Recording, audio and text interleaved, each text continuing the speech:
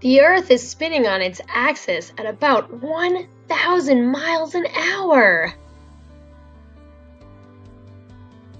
Because of this spin, we see the sun rise in the east and set in the west. So if we're here and the sun's here,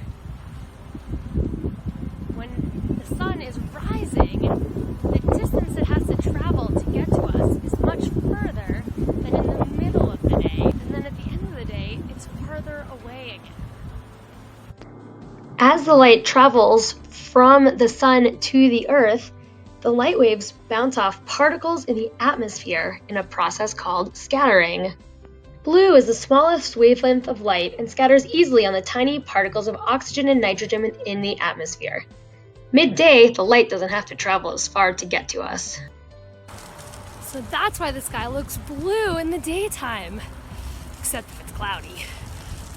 When the sun is lower at sunrise and sunset, the light has to travel through more atmosphere to get to your eye, so the blue and other cool colors get scattered away. The larger wavelength colors shine through, like red and pink.